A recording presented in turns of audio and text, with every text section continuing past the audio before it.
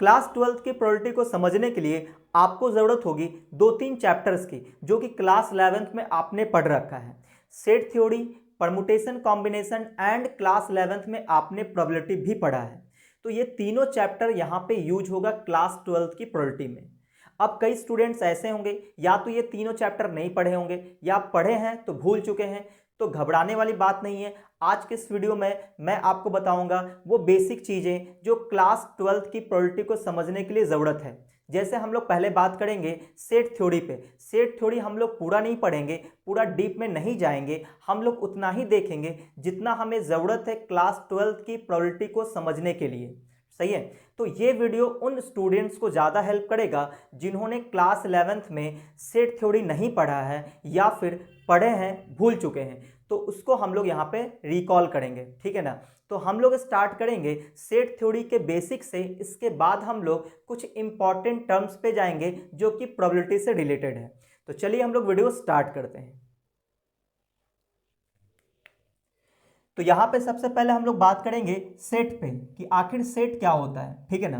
तो देखो सेट हम लोग किस तरह से दिखाते थे। यहाँ पे सेट को डिनोट किया जाता है capital letter of English alphabet से। तो हमने एक सेट लिया है ए, इसके अंदर कुछ एलिमेंट ले लेते हैं। जैसे ले लिया हमने ए, comma, E, I, O, you. तो ये हमने कुछ एलिमेंट्स लिया है। तो इस तरह से जब हम लोग एलिमेंट्स को ब्रैकेट्स के अंदर कॉमा से सेपरेट करते हुए लिखते हैं तो इसको हम सेट बोलते हैं। इसको डिनोट करते हैं capital letter of English alphabet से। ठीक है ना। तो ए यहाँ पे एक सेट है जिसके अंदर एलिमेंट है ए, ई, आई, ओ, यू। कोई भी एलिमेंट हो सकता है, हमने कुछ एग्जाम्पल इस तरह से लिया है। तो यहाँ पे ये है कि अगर मैं बोलूँ कि इस सेट में कितना एलिमेंट है, तो आप इस तरह से काउंट करोगे 1 2 3 4 5। तो 5 एलिमेंट्स है किसमें, सेट ए में। तो सेट ए में 5 एलिमेंट है। इस बात को मैथमेटिक्स के लैंग्वेज में कैसे लिखेंगे, तो इस तरह से लिखते हैं कि number of element in set A is equal to 5। Set A में 5 एलिमेंट्स है, उसको मैथमेटिक्स में इस तरह से लिखते हैं। ठीक है। अच्छा, जैसे मान लो कुछ और एग्जाम्पल ले लेते हैं। जैसे मान लो बी एक सेट ले लेते हैं। ठीक है ना। बी सेट हमने ले लिया, इसमें डाल देते हैं 2 5 6 9 4, है ना, 3। इस तरह से हमने डाल दिया। ठीक है। तो बी एक सेट है जिसके अंदर एलिमेंट्स है कौन, 2 5 6 9 4 3। ठीक है ना। तो ये हमारा क्या है, एक सेट है। इस सेट में कितने एलिमेंट्स हैं, तो 1 2 3 4 5 6, 6 एलिमेंट है। तो इस बात को हम लोग मैथमेटिक्स के लैंग्वेज में कैसे लिखेंगे कि बी सेट में 6 एलिमेंट है। इस बात को मैथमेटिक्स में ऐसे लिखते हैं, number of element in set B is equal to 6। 6 element है बी सेट में। ठीक है ना। जैसे मान लो हमने एक क्वाइन को टॉस किया, तो क्या क्या आ सकता है, तो हेड आ सकता है और टेल आ सकता है। तो हेड और टेल क्या हुआ, एलिमेंट्स हो जाएगा। इसको हम एक सेट के फॉर्म में अगर लिखना चाहें तो ऐसे लिख सकते हैं। देखो मान लो हमने एक क्वाइन को टॉस किया, तो वहां पे क्या क्या मिल सकता है, हेड और टेल। तो हेड और टेल मिल गया। ठीक है ना। तो सी हमने नाम दे दिया उस सेट का जिसके अंदर एलिमेंट है हेड और टेल। तो ये एक सेट हो गया। अगर मैं पूछूं आपसे कि इस सेट में कितना एलिमेंट है, तो इस सेट में 2 ही एलिमेंट है। तो इस बात को मैथमेटिक्स के लैंग्वेज में कैसे लिखेंगे, तो लिखेंगे number of element in C is equal to 2। इस सेट में 2 ही एलिमेंट है। सही ना। जैसे मान लो कि मैंने एक डाइस को रोल किया, एक डाइस को हमने थ्रोन किया, डाइस हमने फेंका, है ना। तो क्या क्या आ सकता है, तो 1 2 3 4 5 6 आ सकता है। इस बात को अगर सेट के फॉर्म में लिखना हो तो हम ऐसे लिख सकते हैं। मान लो इस सेट का नाम दे दिया डी, इसके अंदर एलिमेंट कौन आएगा, 1 2 3 4 5 6, है ना। एक डाइस को जब हम लोग रोल करेंगे, है ना, डाइस को फेंकेंगे, तो यहाँ पे क्या मिलने वाला है, 1 2 3 4 5 6। सही ना। तो इस बात को अगर हमें लिखना हो कि डी सेट में 6 एलिमेंट है, इस बात को मैथमेटिक्स में लिखना हो तो कैसे लिखेंगे, ऐसे लिखेंगे, number of element in set D is equal to 6। तो इस तरह से हम लोग सेट को लिखते हैं। उम्मीद आपको ये समझ में आया होगा। सही ना। अच्छा, अब हम लोग बात करते हैं, एक है नल सेट, है ना, बहुत ही इंपॉर्टेंट होता है नल सेट। नल सेट, तो यहाँ पे मैं कुछ डेफिनेशन नहीं लिखाऊंगा। सही ना। मैं सिर्फ बेसिक चीजें आपको समझाऊंगा जिसकी जरूरत है क्लास 12th की प्रोबेबिलिटी को समझने के लिए। ठीक है। तो देखो नल सेट किसको बोलते हैं, ऐसा सेट जिसमें एक भी एलिमेंट ना हो, है ना, एक भी एलिमेंट नहीं होगा। तो यहाँ पे नल सेट को हम लोग, मान लो कि ए सेट है कोई, चलो ए ले लेते हैं, है ना, एक कोई सेट है, इसको अगर हमने ऐसे लिख के छोड़ दिया, ब्रैसेस लिख के छोड़ दिया, इसके अंदर एक भी एलिमेंट नहीं डालें, तो ये कहलाएगा नल सेट। और ये सबसे ज्यादा यूज होता है ये, इस ब्रैसेस नल लिख करके हम लोग ऐसे फाइल लिख के छोड़ देते हैं। सही ना। तो नल सेट को हम फाई से भी डिनोट करते हैं, सही ना। अगर किसी ने बोला एक सेट है बी और वो कितना है, फाई है, तो आप समझ जाना बी एक नल सेट है। नल सेट बोलने का मतलब उसमें एक भी एलिमेंट नहीं है, ठीक है ना। ये फाई किसको दिखा रहा है कि ऐसा सेट जिसमें एक भी एलिमेंट नहीं है। तो या तो आप इस तरह से दिखा सकते हो या तो आप इस तरह से दिखा सकते हो, ठीक है। अच्छा, नल सेट समझ गए। अच्छा, अगर मैं पूछूं आपसे कि ये जो ए सेट है इसमें कितना एलिमेंट है, तो आप बोलोगे 0 एलिमेंट है। तो इस बात को मैथमेटिक्स में कैसे लिखेंगे, लिखेंगे number of element in A is equal to 0, मतलब ए सेट में 0 एलिमेंट है, ठीक है। चलिए, जैसे यहां पे पूछे बी सेट में कितना एलिमेंट है, तो number of element in B is equal to कितना, 0, क्योंकि फाई का मतलब होता है नल सेट, मतलब एक भी एलिमेंट नहीं होना, ठीक है। अच्छा, अब बात करते हैं यूनिवर्सल सेट की। तो यूनिवर्सल सेट किसको बोलते हैं, यूनिवर्सल सेट। तो यूनिवर्सल सेट को समझने के लिए मैं यहां पे कुछ एग्जांपल के थ्रू आपको समझाऊंगा, ठीक है ना। जैसे मान लो कि हमने एक सेट लिया ए, इसके अंदर कुछ एलिमेंट डाल लेते हैं 2 3 5, ठीक है। एक सेट लेते हैं बी, इसके अंदर एलिमेंट डालते हैं 3 5 6 7 8, ठीक है ना। एक हमने सी एलिमेंट ले लिया, सॉरी सी सेट ले लिया, इसके अंदर एलिमेंट रख दिए 1 2 3, है ना, इस तरह से। और एक सेट हमने लिया यू, ठीक है ना, इसके अंदर हम लोग एलिमेंट ले लेते हैं 1 2 3 4 5 6 7 8 9 10 11, ठीक है ना। मान लो ये हमने एलिमेंट्स ले लिया यू सेट में। तो ये हमारे पास 4 सेट है। आप अगर नोटिस करोगे तो ए सेट का हर एक एलिमेंट आपको यू में दिखेगा, बी सेट का हर एक एलिमेंट आपको यू में दिखेगा, सी सेट में जो भी एलिमेंट है वो सभी एलिमेंट इसमें है। इसका मतलब ये तीनों जो सेट है, इन तीनों सेट का हर एक एलिमेंट यू में है। तो ये तीनों सेट के लिए ये जो यू है वो यूनिवर्सल सेट कहलाएगा। कहने का मतलब यू एक ऐसा सेट है जिसके अंदर ये तीनों सेट का एलिमेंट इसके अंदर है, तो हम लोग इसको यूनिवर्सल सेट बोलेंगे, सही ना। तो यहाँ पे हम लोग बोल सकते हैं कि ए के लिए, बी के लिए, सी के लिए यू क्या है, एक यूनिवर्सल सेट है, सही ना। इन तीनों के लिए ये यूनिवर्सल सेट हुआ, क्यों, क्योंकि इन तीनों का हर एक एलिमेंट इसके अंदर आ रहा है। जैसे हम लोग क्या करते हैं, हम लोग एक यूनिवर्स में रहते हैं, यानी यूनिवर्स के अंदर हम लोग आते हैं, तो हम लोग सभी किस में रहते हैं, यूनिवर्स में रहते हैं, है ना। तो इस तरह से तो एबीसी का हर एक एलिमेंट इसमें है, तो इसको क्या बोलेंगे, यूनिवर्सल सेट बोलेंगे, ठीक है ना। अगर मैं आपसे पूछूं कि ए सेट में कितना एलिमेंट है, तो आप इसको ऐसे लिखोगे, नंबर ऑफ एलिमेंट इन ए कितना है, 1 2 3, 3 एलिमेंट है। अगर मैं आपसे पूछूं कि बी सेट में कितना एलिमेंट है, तो 1 2 3 4 5, 5 एलिमेंट है। तो इस बात को मैथमेटिक्स के लैंग्वेज कैसे लिखेंगे, number of element in B is equal to 5, सही ना। इस सेट में कितना एलिमेंट है, 3 एलिमेंट है, कैसे लिखेंगे, number of element in C is equal to 3। जैसे इस सेट में देखो कितना एलिमेंट है, 11 एलिमेंट है, तो क्या लिखेंगे, number of element in U is equal to कितना, 11 एलिमेंट है, ठीक है ना। इस तरह से तो उम्मीद है आपको यूनिवर्सल सेट समझ में आ गया होगा, ठीक है। चलिए, आप चाहो तो इसका स्क्रीनशॉट ले सकते हो, हम लोग अगले टॉपिक पे बात करेंगे। तो अब हमारा अगला टॉपिक है operation on set, operation on set, ठीक है। ऑपरेशन बोलने का मतलब जैसे कि आप लोग जोड़ घटाव गुना भाग ये सभी क्या है, ऑपरेटर्स है, ये सब हम लोग यूज करते हैं, है ना। तो यहाँ पे ऑपरेशन ऑन सेट में हम लोग क्या पढ़ेंगे, यूनियन, इंटरसेक्शन, डिफरेंस, कॉम्प्लीमेंट, ये सब चीजें पढ़ेंगे, ठीक है ना। तो देखो, अगर मैं बात करूं कि पहला union of two sets, union क्या होता है, यूनियन ऑफ टू सेट्स, है ना, दो सेट्स का यूनियन क्या होता है, ठीक है। तो आप समझना, मैं आपको एग्जांपल के थ्रू समझाऊंगा, ठीक है। देखो, जैसे मान लो हमने एक सेट लिया ए, इसके अंदर एलिमेंट डाल दिए 2 3 5 6, ठीक है ना। एक सेट लेते हैं बी, इसके अंदर हमने एलिमेंट डाला 5 6 8 9 10, ठीक है ना। तो ये दो हमने सेट लिया, ठीक है। इसका यूनियन निकालना है, दो सेट का यूनियन निकालना है, तो कैसे निकालेंगे, तो यूनियन को हम लोग कैसे दिखाते हैं, तो वो देखना आप कि ए यूनियन बी, है ना, ऐसे दिखाते हैं, ए यूनियन बी, यूनियन को यू से हम इस तरह से दिखाते हैं। अब यूनियन बोलने का मतलब क्या हुआ वो सुनना, कि अगर दो सेट का यूनियन निकालना है, इसका मतलब ये हुआ, यूनियन का मतलब होता है गैंग बनाना, सबको कंबाइन करके लिख देना, ठीक है ना। जैसे देखो, ए सेट में जो भी एलिमेंट है और बी सेट में जो भी एलिमेंट है, इन सब को कंबाइन करके यहाँ पे लिख देंगे, यूनियन बना देंगे, गैंग बना देंगे, ठीक है ना। तो यहाँ पे हम लोग ए यूनियन बी के अंदर जो एलिमेंट्स रखेंगे वो एलिमेंट्स होना चाहिए, ए का सभी एलिमेंट होना चाहिए, बी का सभी एलिमेंट होना चाहिए।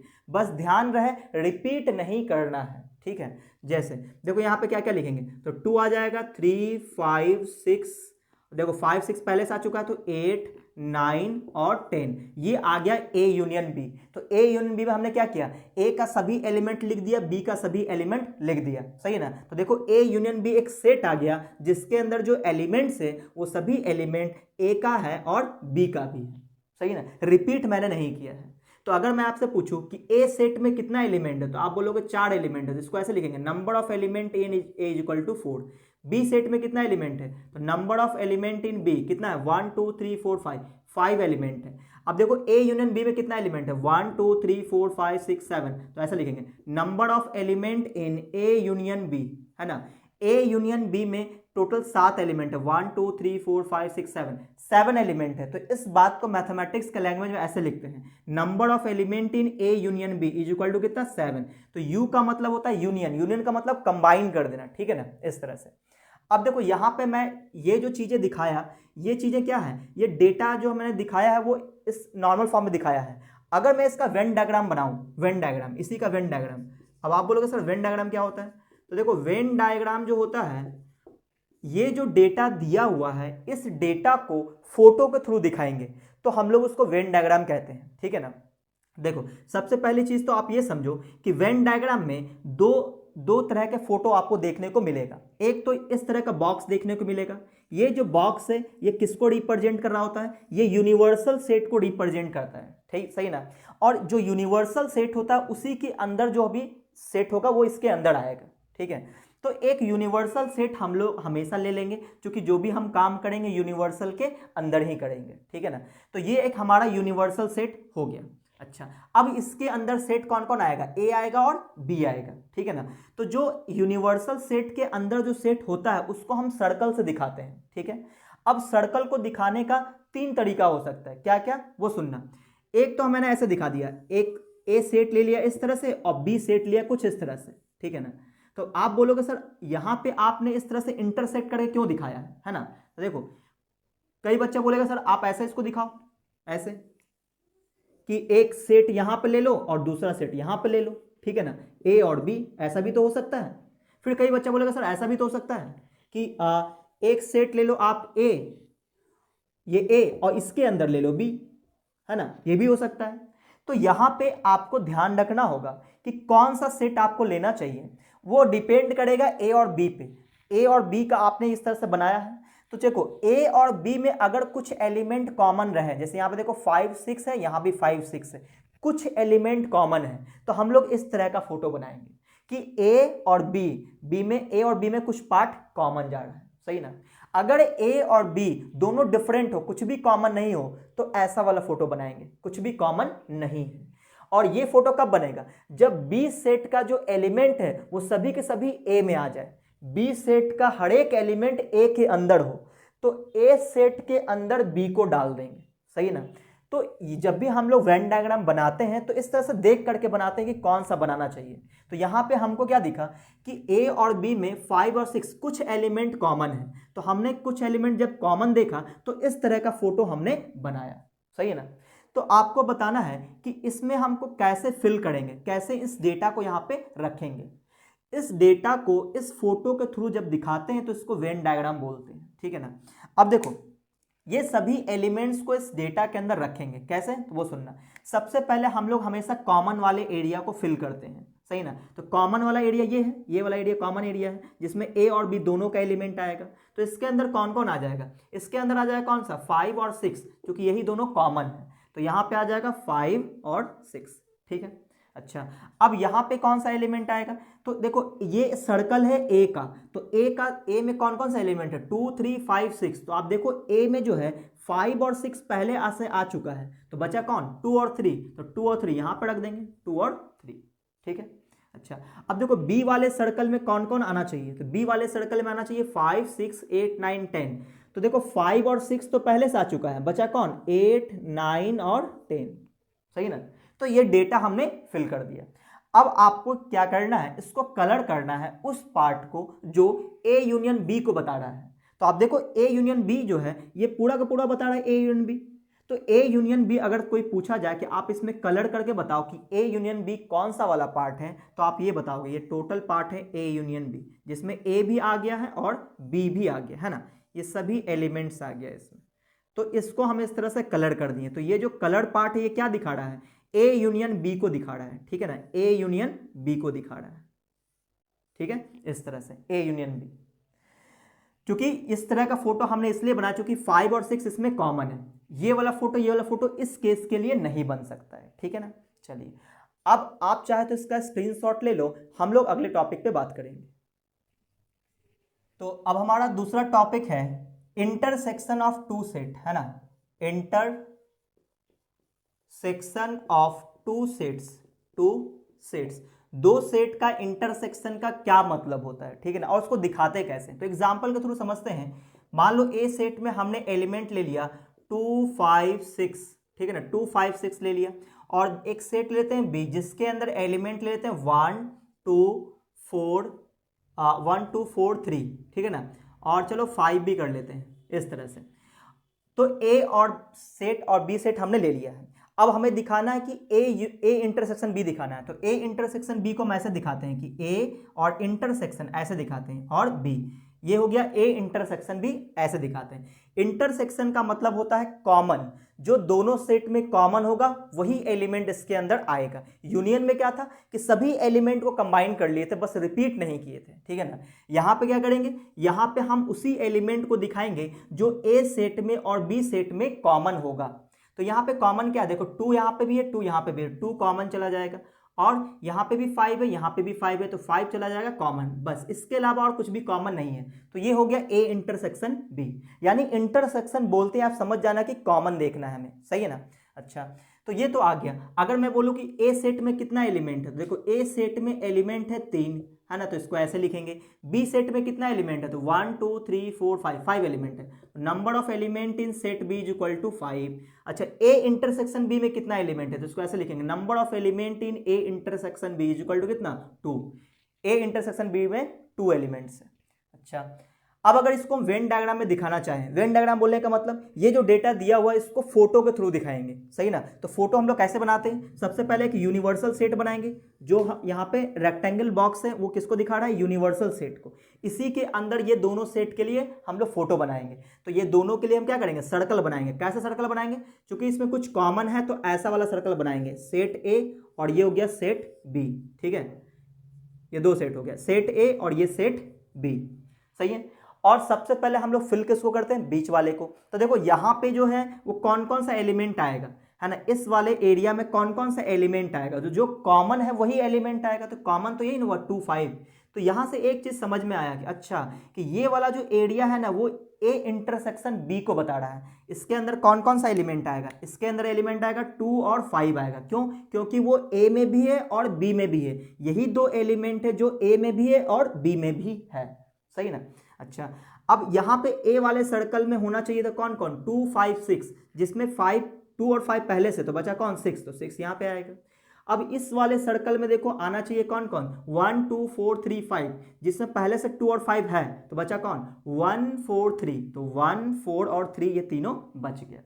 अगर मैं आपसे बोलूं कि आप उस पार्ट को कलर करो जो ए इंटरसेक्शन बी को दिखा रहा है, तो ए इंटरसेक्शन बी बोलने का मतलब कॉमन, तो कॉमन एरिया ये वाला है, तो इसको हम लोग कलर कर देंगे। तो ये जो कलर्ड पार्ट है ये किसको बता रहा है, ये जो कलर्ड पार्ट है ये बता रहा है ए इंटरसेक्शन बी को बता रहा है, सही ना। तो उम्मीद आपको ये समझ में आया होगा। तो आप चाहो तो इसका स्क्रीनशॉट ले लो, हम लोग अगले टॉपिक पे बात करते हैं। तो अब हम लोग तीसरे टॉपिक पे बात करते हैं जो है डिफरेंस ऑफ टू सेट्स, है ना, डिफरेंस ऑफ टू सेट्स, दो सेट्स का डिफरेंस, ठीक है। तो कुछ एग्जांपल ले लेते हैं, एग्जांपल से समझाते हैं। जैसे मान लो एक सेट ए है, इसके अंदर एलिमेंट्स है 5 6 7 8, ठीक है। और एक सेट ले लेते हैं बी, इसके अंदर एलिमेंट है 1 2 3 4 5 7 और 9, ठीक है ना। इस तरह से हमने दो सेट ले लिया, ठीक है। अब डिफरेंस ऑफ टू सेट्स बोलने का मतलब कि डिफरेंस का मतलब माइनस करना, ठीक है ना। तो यहाँ पे अगर मैं बोलूँ कि a माइनस बी बताओ क्या होगा, तो इसको बोलेंगे a और b का डिफरेंस हम लोग देख रहे हैं, a माइनस बी, सही ना।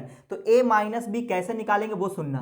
a माइनस बी निकालने के लिए आपको क्या ध्यान रखना है कि a का एलिमेंट होना चाहिए और b का एलिमेंट नहीं होना चाहिए। a का एलिमेंट होना चाहिए, b का एलिमेंट नहीं होना चाहिए, सही ना। तो हम लोग क्या करेंगे कि a माइनस बी निकालने के लिए a सेट के पास जाएंगे, उसमें से उस एलिमेंट को हटा देंगे जो एलिमेंट b में है। तो देखो 5 जो है, 5 को हम लोग हटा देंगे, क्यों? क्योंकि 5 जो है b में भी है। 6 को हम लोग नहीं हटाएंगे क्योंकि 6 b में नहीं है, तो 6 हमारा इसमें आंसर आएगा। 7 आंसर नहीं होगा, क्यों? क्योंकि 7 जो है b में है। 8 जो है, 8 को हम लोग ले सकते हैं क्योंकि 8 इसमें नहीं है, सही ना। तो यही दो एलिमेंट था, यही दो एलिमेंट a में है जो b में नहीं है। a माइनस बी का मतलब यही हुआ, a का एलिमेंट होना चाहिए, b का एलिमेंट नहीं होना चाहिए। तो a के पास जाएंगे, उसमें से वो एलिमेंट हटा देंगे जो b में है। तो हमने किसको किसको हटाया? 5 को हटाया और 7 को हटाया। देखो 5 और 7 इसमें है तो इसको हटा दिए। 6 इसमें नहीं है, 6 इसमें है तो 6 को यहाँ पे लिख दिए। 8 इसमें है लेकिन इसमें नहीं तो यहाँ पे लिख दी, सही ना। अब कई बच्चा गलती ये करता है कि इसमें से जो बच गया वो भी यहाँ पे लिख देता है, तो ऐसा नहीं करना है। आपको क्या करना है? ए का एलिमेंट लिखना है लेकिन बी का एलिमेंट नहीं लिखना है, बस ध्यान देना है। अच्छा, मैं आपसे पूछूं कि बी माइनस ए बताओ क्या होगा? बी माइनस ए, ये तो हमने ए माइनस बी बताया, बी माइनस ए कैसे निकालेंगे? तो बी माइनस ए बोलने का मतलब बी का एलिमेंट होना चाहिए, ए का एलिमेंट नहीं होना चाहिए। तो देखो b के पास जाएंगे, उसमें से वो एलिमेंट हटा देंगे जो a में है। तो देखो यहाँ पे 1 को नहीं हटाएंगे क्योंकि 1 b में a में नहीं है। 2 भी यहाँ पे लिख सकते हैं, ठीक है ना। 3 भी लिख सकते हैं, 4 भी लिख सकते हैं, लेकिन 5 नहीं लिख सकते क्योंकि 5 a में है।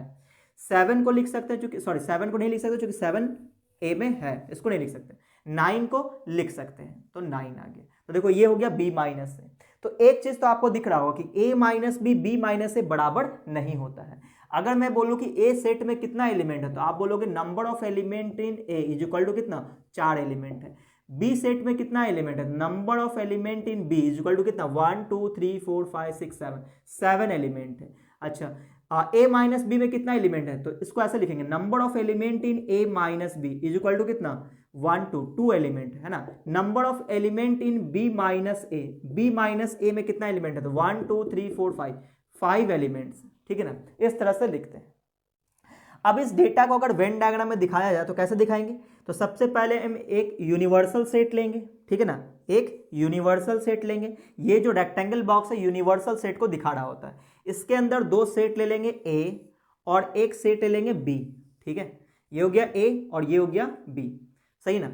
अच्छा, अब यहाँ पे आपको पता है कि ये वाला जो एरिया है वो किसको दिखाता है? a इंटरसेक्शन b, यानी a और b जो दोनों में कॉमन है, सही ना। तो पहले तो हम लोग कॉमन वाला फिल कर लेते हैं। देखो a और b में क्या कॉमन है? इसमें कॉमन हमें दिख रहा है कि इसमें 5 है, इसमें भी 5 है, इसमें भी 7 है, इसमें भी 7 है, और कुछ कॉमन नहीं है। तो यहाँ पे आ जाएगा 5 और 7, यानी कॉमन वाला एलिमेंट्स इसके अंदर आएगा। अगर मैं a की बात करूँ तो a में कौन कौन आना चाहिए था? 5 6 7 8। तो देखो 5 7 तो आ चुका है, कौन सा बच गया? 6 बच गया और 8 बच गया। तो 6 यहाँ पे आ जाएगा, 8 यहाँ पे आ जाएगा। देखो a वाले सर्कल में ये सभी एलिमेंट आ चुका। अब अगर b की बात करें तो b में आना चाहिए था कौन कौन? 1 2 3 4 5 7 9। तो इसमें कौन है? सिर्फ 5 और 7 है। तो बाकी जो बच गया इसको लिख दो 1 2 3 4 और 9, सही ना, यही बच गया। तो देखो b के अंदर वो सभी एलिमेंट यहाँ पे आ गया। अच्छा, अब यहाँ पे बोला a माइनस बी, तो a माइनस बी बोलने का मतलब क्या हुआ? 6 8। तो देखो a माइनस बी में 6 और 8, तो इसका मतलब ये समझ में आ रहा है कि ये वाला जो पोर्शन है, ये वाला जो एरिया है, ये वाला पोर्शन, ये किसको बता रहा होता है? ये बताता है a इंटरसेक्शन b को। इंटरसेक्शन बोलने का मतलब कॉमन होना। अच्छा, ये वाला एरिया किसको बताता है? ये जो एरिया है ये वाला एरिया बताता है a माइनस बी को। देख लो a माइनस बी में 6 8 है, यानी कि ये वाला जो एरिया है, ये वाला एरिया, ये किसको बताता है? a माइनस बी को। ये जो बोल्ड से मैं दिखा रहा हूं, ये किसको बता रहा है? a माइनस बी को। तो ये वाला एरिया किसको बता रहा है? ये बता रहा है b माइनस ए को। देख लो b माइनस ए में यही आया होगा, 1 2 3 4 9, 1 2 3 4 9, सही ना। तो ये वाला जो एरिया है, ये वाला एरिया है ना, ये जो चांद का टुकड़ा है इस तरह से, ठीक है, ये जो चांद का टुकड़ा इस तरह से, ये पार्ट कौन सा कहलाएगा? ये कहलाएगा b माइनस ए। तो ये होता है a माइनस बी, ये होता है a इंटरसेक्शन b, ये होता है b माइनस ए। और सबको कंबाइन कर दिया जाए तो वो होता है ए यूनियन बी होता है, ठीक है ना। तो उम्मीद आपको ये समझ में आया होगा। तो आप इसका स्क्रीनशॉट ले सकते हो, हम लोग अगले टॉपिक पे बात करेंगे। अब हमारा अगला टॉपिक है complement of a set. Complement of a set, है ना, किसी सेट का कॉम्प्लीमेंट का क्या मतलब होता है, ठीक है, तो वो समझते हैं। जैसे देखो, मान लो हमने एक सेट लिया ए, यहाँ पे दो सेट नहीं, एक ही सेट पे कॉम्प्लीमेंट निकाला जाता है, ठीक है ना, क्योंकि ये ऑपरेशन नहीं है।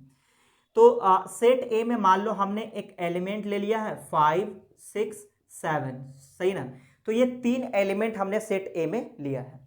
एक हम लोग यूनिवर्सल सेट डिफाइन कर लेते हैं, यूनिवर्सल सेट डिफाइन कर लेते हैं जिसके अंदर हम लोग एलिमेंट लेते हैं 1 2 3 4 5 6 7 8 9। मान लो हमने एक यूनिवर्सल सेट यू ले लिया है, ठीक है। अच्छा, अब यहाँ पे कॉम्प्लीमेंट ऑफ अ सेट का मतलब ये होता है कि उसको दिखाते हैं इस तरह से, ए पे कॉम्प्लीमेंट ए के पावर सी लिखते हैं, या फिर ए के पावर डैश देते हैं, तो इसका मतलब होता है कॉम्प्लीमेंट। इसका फॉर्मूला होता है यूनिवर्सल सेट में से आप ए को माइनस कर दो, जिसका कॉम्प्लीमेंट निकाल रहे हो उसको यूनिवर्सल में से उसको माइनस कर देना है। जैसे मान लो कि बी का कॉम्प्लीमेंट पूछा जाए तो आप यूनिवर्सल में से बी को गायब कर दो। जैसे ए यूनियन बी का कॉम्प्लीमेंट पूछा जाए तो आप यूनिवर्सल सेट में से ए यूनियन बी को हटा दो, सही ना। जैसे मान लो कि ए इंटरसेक्शन बी का कॉम्प्लीमेंट बोला जाए तो आप क्या करोगे, यूनिवर्सल सेट में से ए इंटरसेक्शन बी को माइनस कर दोगे, जिसका कॉम्प्लीमेंट पूछा जाए यूनिवर्सल में से उसको माइनस कर देना है, ठीक है ना। ये आपको ध्यान रखना है, ठीक है। अब यहाँ पे ये है कि ए कॉम्प्लीमेंट ऑफ ए आखिर निकलेगा कैसे, तो फॉर्मूला क्या आया, यूनिवर्सल में से ए को गायब कर देना है, ए को हटा देना है, ठीक है। तो हटाएंगे कैसे, इसके लिए मैंने आपको बताया है डिफरेंस ऑफ टू सेट्स।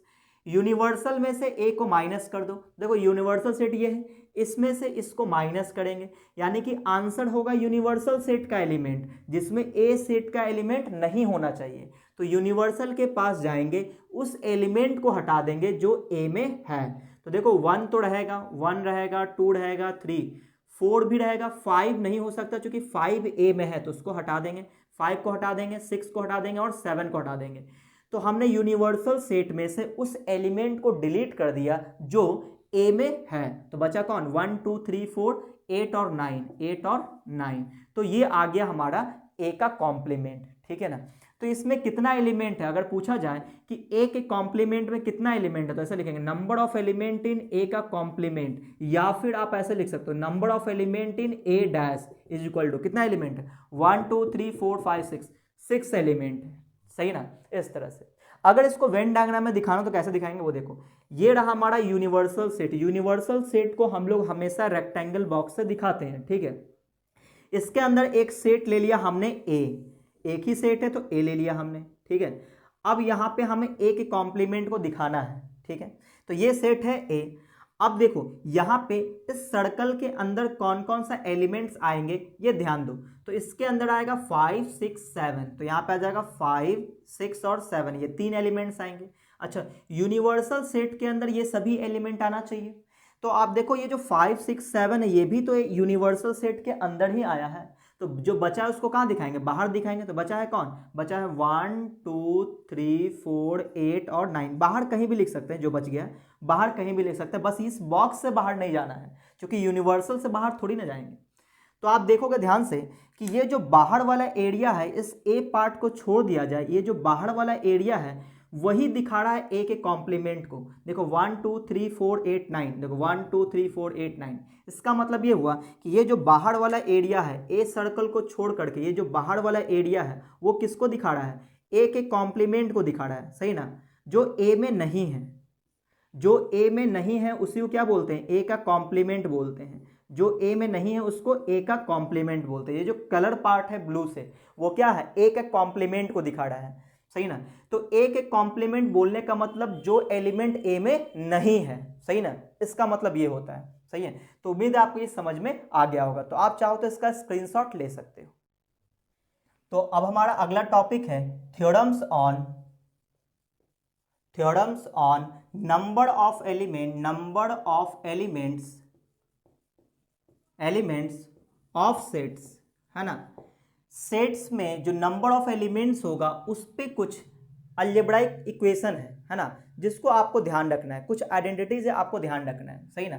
जिसमें पहला ये है कि नंबर ऑफ एलिमेंट, जैसे मैं आपसे बोलूं, देखो जी एक यूनिवर्सल सेट इस तरह से ले रहे हैं, ठीक है ना, एक यूनिवर्सल सेट हमने इस तरह से लिया जिसके अंदर दो सेट है, एक सेट है ए और एक सेट ले लिया हमने बी, ठीक है, ये दो सेट ले लिया ए और बी। तो आपको पता होगा कि ये वाला जो एरिया है, ये वाला एरिया ये बता रहा है ए माइनस बी को, ठीक है ना, ये जो बीच वाला एरिया वो बता रहा है ए इंटरसेक्शन बी को, ये जो इधर वाला एरिया वो बता रहा है बी माइनस ए को। मतलब ये जो एरिया, ये वाला जो एरिया है, ये वाला चांद का टुकड़ा, ये क्या बता रहा है कि इसमें जो एलिमेंट है वो ए में तो है लेकिन बी में नहीं है, बी वाले पार्ट को हटा दिया गया, ठीक है ना। ये वाला जो एरिया वो किसको बता रहा है कि ये जो एलिमेंट है वो बी में है लेकिन ए में नहीं है। और ये किसको बता रहा है, ये वो एलिमेंट है जो ए में भी है और बी में भी है, ठीक है। अच्छा, अब देखो, अब यहाँ पे हम लोग ऐसा करते हैं कि देखो अगर हम आपसे पूछें कि number of element in A union B बताओ क्या होगा, है ना, मतलब कि इस ए और बी सबको मिला करके कितना एलिमेंट होगा। यूनियन का मतलब क्या होता है, सबको मिला करके कंबाइंड रूप से, ठीक है। तो आप बोलोगे कि इसमें जो एलिमेंट है वो ऐड कर दो, इसमें जो एलिमेंट है वो ऐड कर दो और इसमें जो एलिमेंट है वो ऐड कर दो, सभी के एलिमेंट को ऐड करके लिख दो, तो ये आ जाएगा number of element in A union B, सही है ना।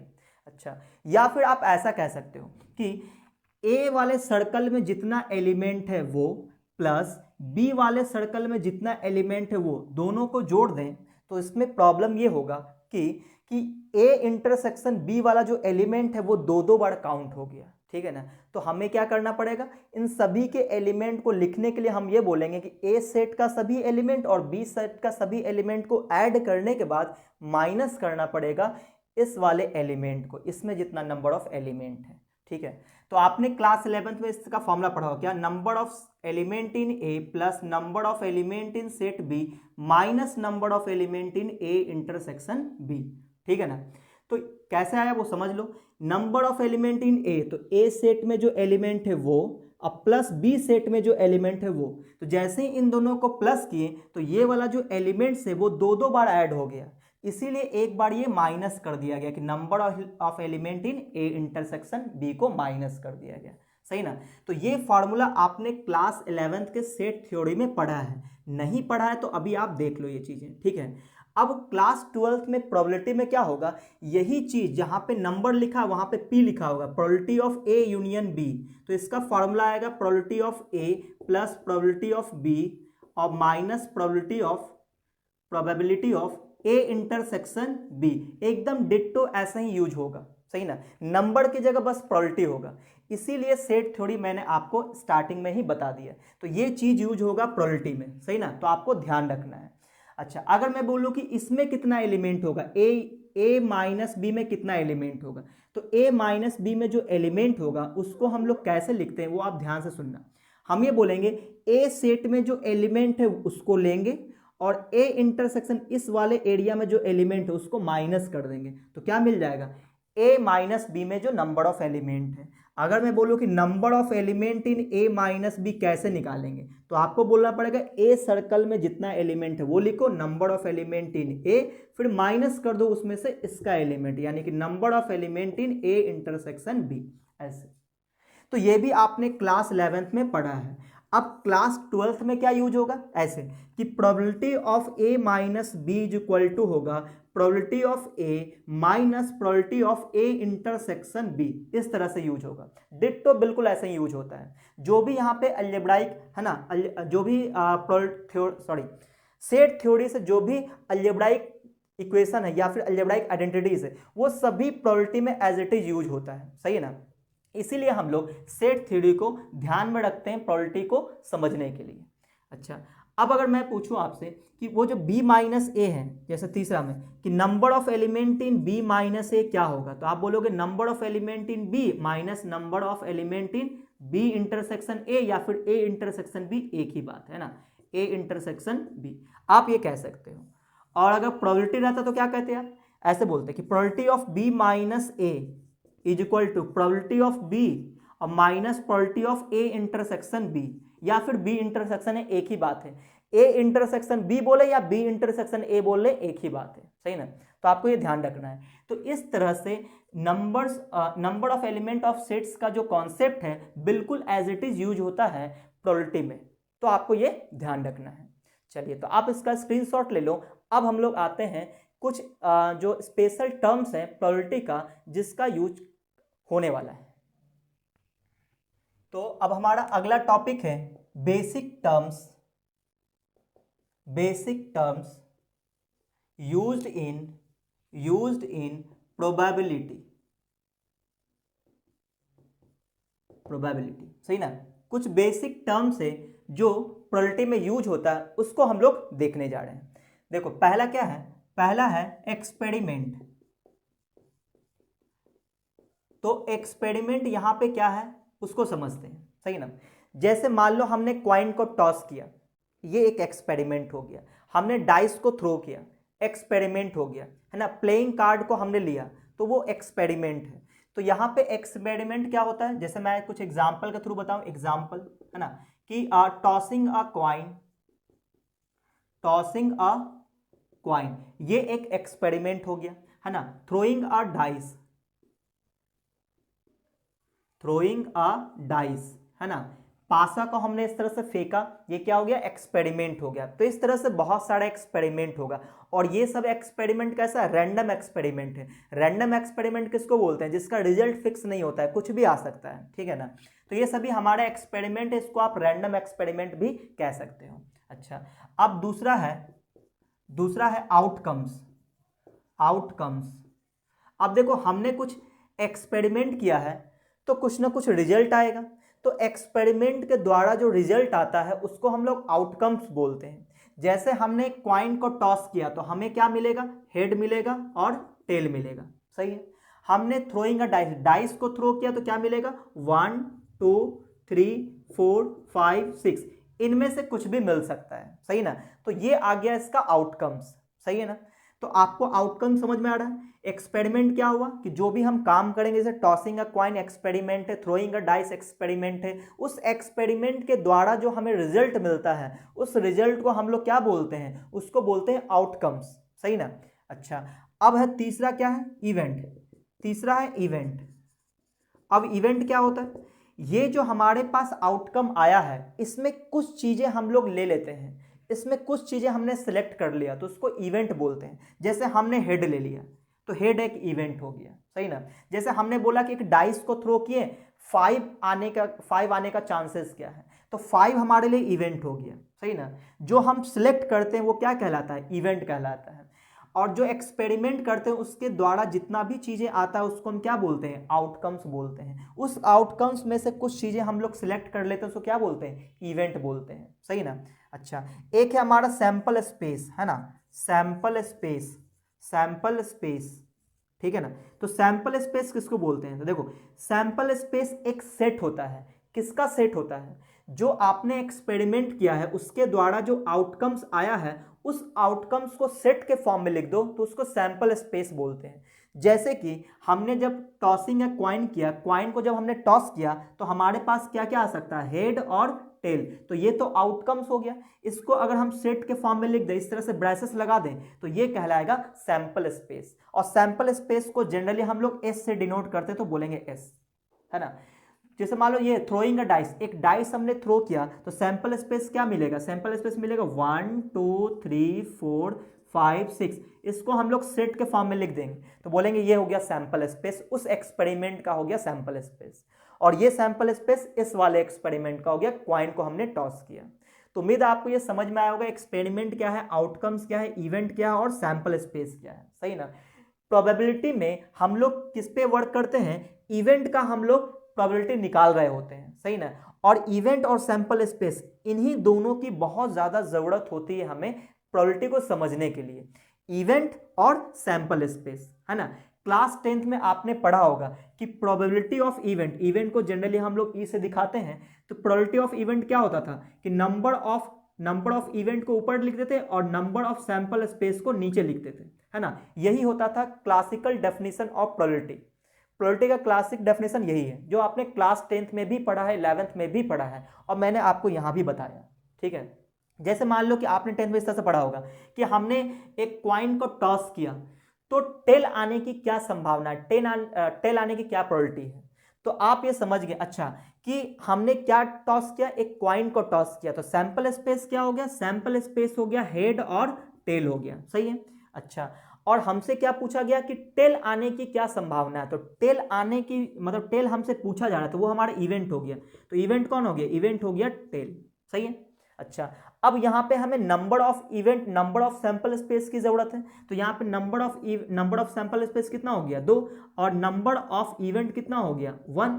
तो यहां पे हम लोग बोलेंगे कि प्रोबेबिलिटी ऑफ इवेंट क्या हो जाएगा, प्रोबेबिलिटी ऑफ इवेंट हो जाएगा नंबर ऑफ एस अपॉन में सॉरी नंबर ऑफ ई यानी नंबर ऑफ इवेंट अपॉन में नंबर ऑफ सैंपल स्पेस यानी कि 1/2। ये इसका आंसर हो गया है ना कि टेल आने की प्रोबेबिलिटी है 1/2।